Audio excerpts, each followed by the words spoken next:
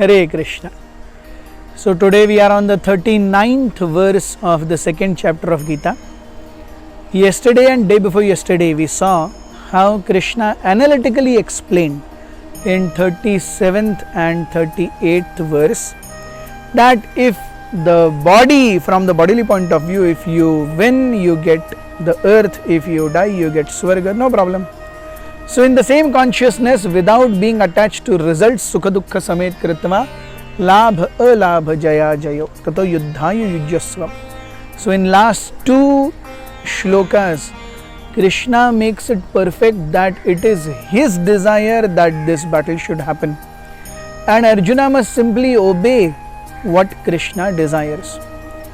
Krishna gives a new angle, a new definition to us today. What does he say? We have the 39th verse which goes, Esha te bhihita sankhye buddhir yoge tvimam shrunu buddhya yukto yaya partha karma bandhan prahasyasi. Thus far I have described this knowledge to you through analytical study. Now listen as I explain it in terms of working without fruitive results. O son of Pritha, when you act in such knowledge, you can be free from the bondage of work. So Krishna entitles himself this section as Buddhi Yoga. Buddhir yoge tvimam shrunu buddhya yukto yaya partha. So everything must be done with intelligence, not getting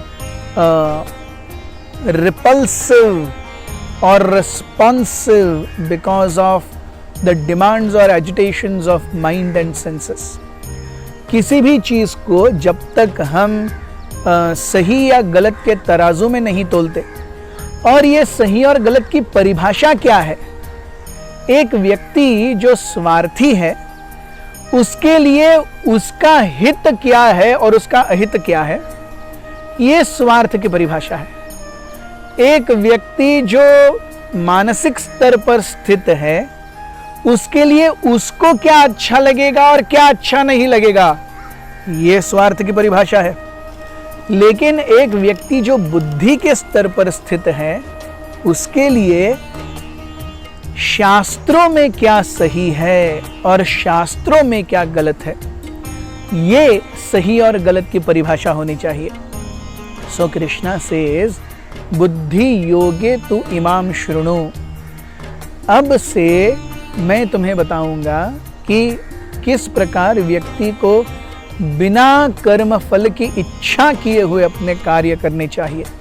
और यही चीज भगवान पिछले दो श्लोकों में भी बता रहे हैं. खास करके पिछले श्लोक में हमने देखा सुख दुख समेत कृत्वा लाभ अलाभ जया जयो, तो यहीं से भगवान उसकी पार्श्व भूमि बना रहे हैं. And acting on the level of shastras is called बुद्धि yoga. Ahead in 10th chapter we will also see how Krishna explains this Buddhi Yoga very beautifully in 10th chapter, 10th verse. But that we will discuss when we come there. So it is only through acting in Buddhi Yoga can mind be conquered. Krishna in the 6th chapter of Bhagavad Gita he says, for anyone who has conquered mind, he has already reached the Paramatma stage of realization. But conquering mind can only be possible with intelligence, because we see senses are superior to dull matter, mind superior to senses, and buddhi is superior to mind. So if mind needs to be conquered, then it needs to be done only on the level of buddhi. And buddhi has only two functions, determination and discrimination. So discrimination of what is right and wrong based on Shastra, and determined to be following those instructions. This is Krishna consciousness. So whatever is good in devotional service one must accept, and whatever is not good in devotional service one must reject. Anukulyasya sankalpah, pratikulyasya varjanam. These are first two definitions of the process of surrender that we have in our Shastras. Whatever is Anukul, what is Anukul? Acting on the level of Buddhi. What is Pratikul? Pratikul is acting on the level of senses and mind.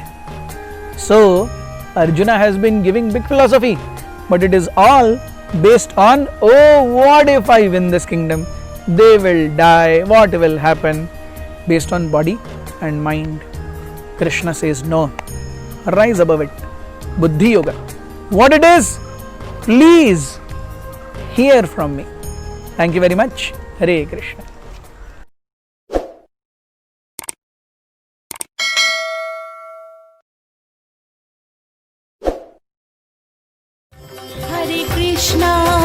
Hare Krishna, Krishna Krishna, Hare Hare.